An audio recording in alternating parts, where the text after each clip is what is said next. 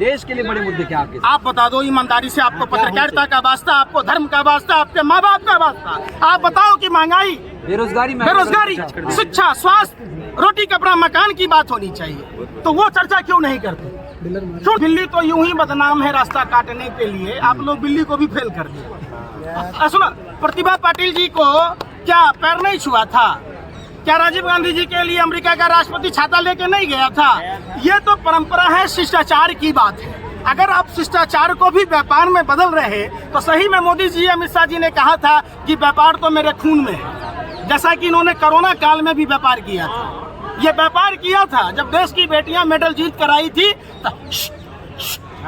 Social media में लिया था। हर चीज में जब आप यही बात कहोगे, आप बड़े बुजुर्गों का पैर नहीं छूते हो, आप अपने मेहमानों का आदर सत्कार नहीं करते हो। सिर्फ प्रधानमंत्री का एक ही विजन है, टेलीविजन। कहाँ से चौक चौराहे पर फोटो लग जाए, कहाँ शौचालय में फोटो लग जाए, कहाँ पेपर में आ जाए, एक ही विजन है, टेलीविजन। हेलो दोस्तों, मैं शमशाद सामी और आप देख रहे हैं अतरंगी फैक्ट्स विद सामी। और मैं अभी आपको पंकज श्रीवास्तव जी का इंटरव्यू सुनवाता हूँ। आइए चलिए सुनते हैं उससे। आखिर क्या कारण है जो देश की बेटियों को न्याय देने में इतनी देरी हो रही है, और अपराधी तिहाड़ जेल का तिहारी, जिसके दाऊद सेठ के साथ संबंध, और जिन्होंने झारखंड के खिलाड़ी को थप्पड़ मारा था, जिसने मेडल को 15 रुपए का कहा था, जिसने ये कहा था कि प्रधानमंत्री गृह मंत्री बोलेंगे तो मैं इस्तीफा दे दूंगा। पूरा देश ने देखा है, आपने भी देखा है, एफआईआर तक दर्ज नहीं हुई, जबकि बाबा साहब अम्बेडकर के संविधान में साफ साफ लिखा है कि हमारा और आपका इक्वल वैल्यू है, चाहे वो प्रधानमंत्री ही क्यों ना हो। तो जो लोग संविधान पर हाथ रखकर कस्में खाए, जिन्होंने संविधान की रक्षा की बात की, वो लोग एफआईआर दर्ज तक नहीं करा पाए। इससे बड़ा सत्ता पक्ष के लिए बेशर्मी क्या हो सकती है? अरे सत्ता पक्ष कहता रहा, बाबा रामदेव का भी स्टेटमेंट आके कह रहा है जेल में डालो इसको, ब्रजभूषण को। और क्या लोग हैं? सुनो ना, साधु के बेस में लुटेरे हैं देश में।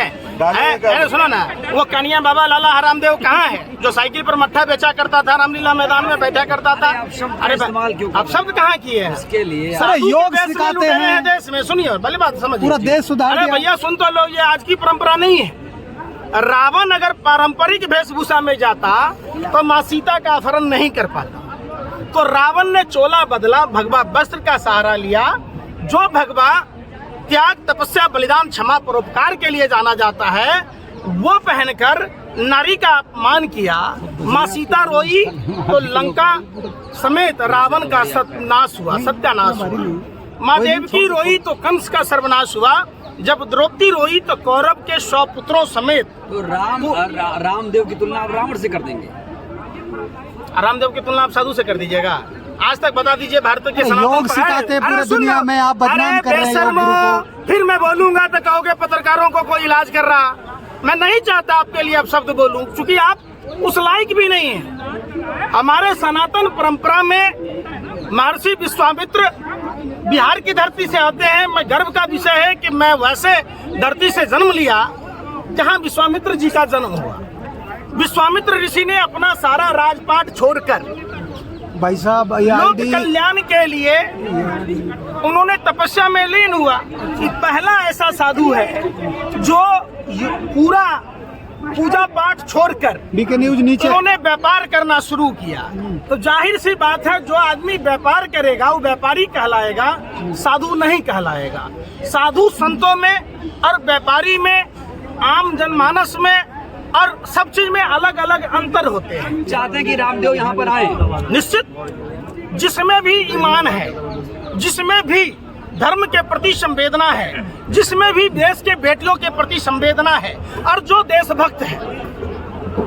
देशभक्त का मतलब ये साफ है कि जिन बेटियों ने देश के गौरव के लिए अपना खेलने कूदने का समय छोड़कर देश का मान सम्मान बढ़ाने के लिए लगातार प्रयास किया, और अंततः देश के तिरंगे को 143 करोड़ भारतीयों को का जो सर है उसको गर्व से ऊंचा किया, तो उसके सम्मान में किसी के आने माने यहाँ पहुँचने में कोई शर्म की बात नहीं है। ये तो खुद को देशभक्ति साबित करने का सबसे बड़ा केंद्र है। पंकज जी, नई संसद बन चुकी है, अब फीता कटने वाला है।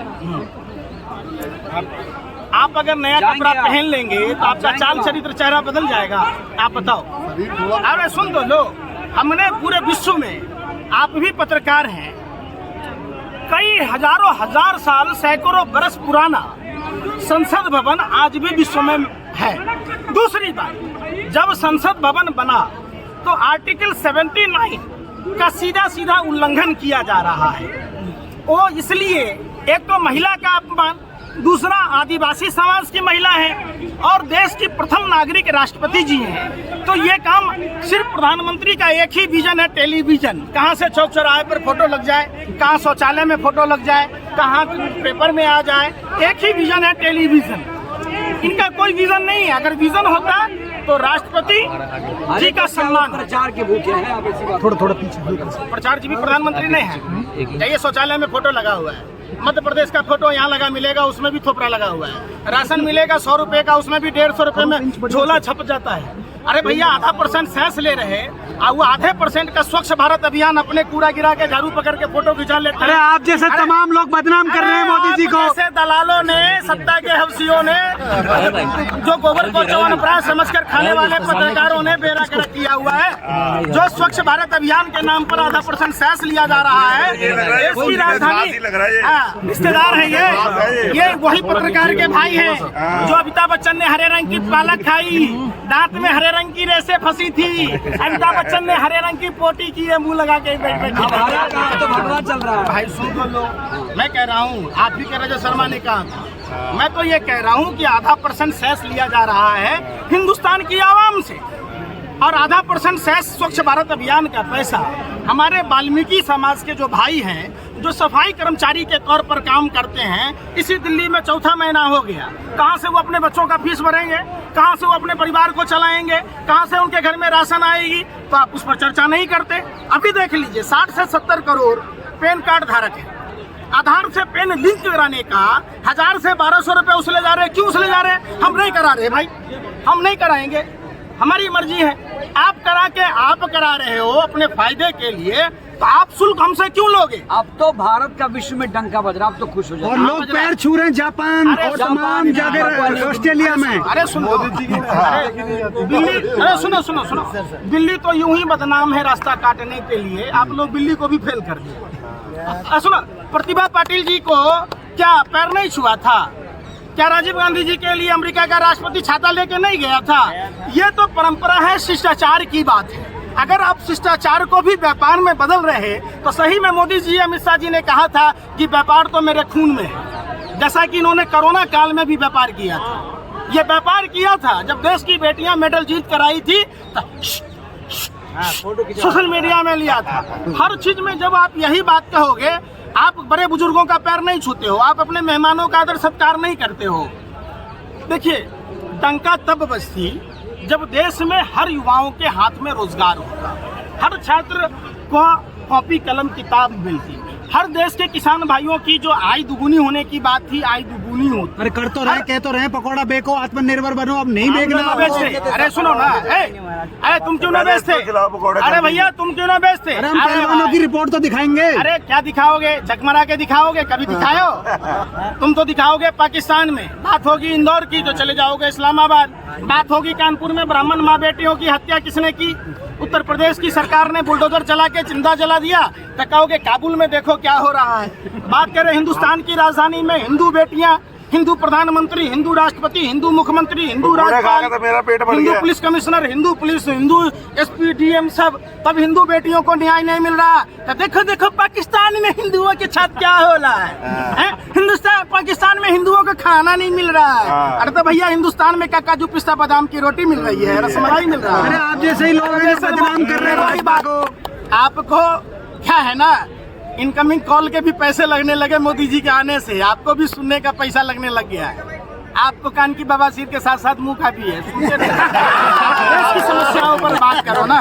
सुनो, पहले के राजा महाराजा बड़े मुद्दे क्या हैं पंकज भाई? देश के लिए बड़े मुद्दे क्या आपके? आप बता दो ईमानदारी से, आपको पत्रकारिता का वास्ता, आपको धर्म का वास्ता, आपके माँ बाप का वास्ता, आप बताओ कि महंगाई, बेरोजगारी, शिक्षा, स्वास्थ्य, रोटी कपड़ा मकान की बात होनी चाहिए, तो वो चर्चा क्यों नहीं करते? क्यों नहीं करते बताओ?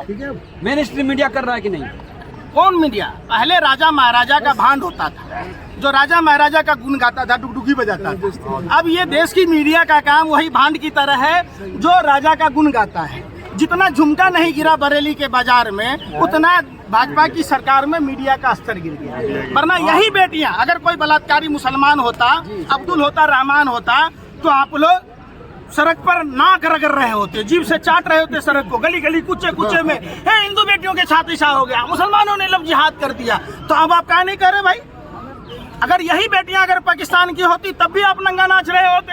आप लोग देखिए, कभी अर्नब गोस्वामी पर सवाल किया, जो ड्रग दो कह रहा था 5 ग्राम पर 30-30 हजार टन अडानी के पोर्ट पर पकड़ा गया। कभी आप लोगों ने चर्चा की कि 2000 का नोट छापने की जाली मशीन गुजरात के स्वामीनाथ मंदिर में पकड़ा गया, नोटों का जखीरा पकड़ा गया? कभी चर्चा किया? कभी आपने चर्चा किया कि गुजरात से 40,000 से अधिक महिलाएं गायब हैं, 3 महिला गायब हैं केरल से, तो केरल स्टोरी का प्रमोट कर रहे हैं आप। आपने पूछा कि गुजरात की वो महिलाएं कितनी हिंदू हैं? आपने कभी सवाल किया कि कश्मीरी पंडितों को वेतन क्यों नहीं मिल रहे? कश्मीरी पंडितों के घर पर बुलडोजर कैसे चल गए? आपने कभी पूछा कि अयोध्या में जिन लोगों की जमीनें छीनी गई हैं उनका क्या हुआ? आपने पूछा कि खोड़ी गांव में 40 मंदिर कैसे तोड़े गए? आपने पूछा कि बनारस में 250 से अधिक मंदिर कैसे तोड़े गए? आप नहीं पूछते। आपका सिर्फ और सिर्फ एजेंडा होता है, दुश्मन भी मेरा, दोस्त भी मेरा। भाजपा कार्यालय से जो लिफाफे आते हैं, साथ में चिट्ठी आता है, सवाल उसी पर पूछना है। आप भी रोटी खाते हो, आप कोई गोबर को च्यवनप्राश, आप गोबर को च्यवनप्राश समझ के खाते हो, खाते रहो।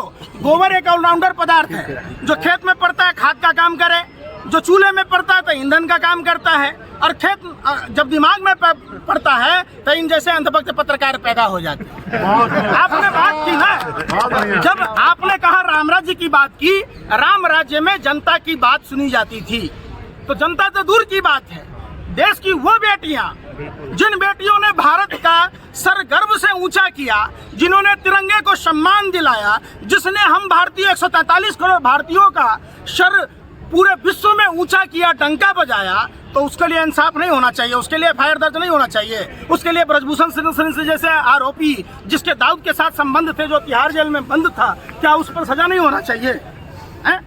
सवाल ही नहीं पूछते। अयोध्या में ब्रजभूषण जो है वो 5 जून को बहुत बड़ी रैली करने वाले हैं, जिसमें लाखों की संख्या में संत आएंगे। कौन से संत आएंगे? संत मतलब क्या होता है, आप हमको बता दीजिए। संत महात्मा। अरे भाई, संत महात्मा तो रावण भी संत हो गया क्या? काले ने भी, राक्षस ने भी भगवा वस्त्र पहन लिया तो संत हो गया क्या? हर भगवा पहनने वाला साधु संत नहीं हो सकता ना, नहीं। समझना होगा, रामायण ने हमको यही सिखाया है। तो आप तय करेंगे कौन संत है कौन नहीं? हम रामायण तय कर रहा है भाई, हम थोड़ा तय कर रहे हैं। अरे भाई सुन तो लो, क्या मानक है? आप एक बात बताओ, अभी तो आपने कह रहा था रामदेव कह रहे ब्रजभूषण शरण सिंह को जेल हो, अभी आप कह रहे ब्रजभूषण शरण सिंह की रैली में जा रहा है, तो बगैर पेंदी का लोटा है क्या? पौने 2 आंख वाला कानिया बाबा बताओ आप ही के भाई साहब से बात कर रहा हूँ। इस तरह के खालिस्तानी समर्थन की तरफ जा रहा है ये आंदोलन। ब्रजभूषण सिंह ने कहा, अभी ताजा बयान है। ब्रजभूषण शरण सिंह से पूछो, 2 कौड़ी के लुचे लफंगे के पास में जाने का आपको, तिहारी के पास में, दाऊद के आदमी के पास में समय है? कभी आप सवाल पूछा धर्म की रक्षा किसने की? सिख कम्युनिटी ने। आज भी जितना सिख समाज धर्म के पालन की बात करता है, धर्म है क्या? धर्म सभ्यता है, संस्कृति है। धर्म जीवन जीने की कला सिखाता है। अगर सीखना है तो ब्रजभूषण शरण सिंह समेत तमाम लोगों को कह दीजिए कि गुरुद्वारों में जाओ, और आपके आला जो है नरेंद्र मोदी जी वो बराबर जाते हैं, लेकिन अपने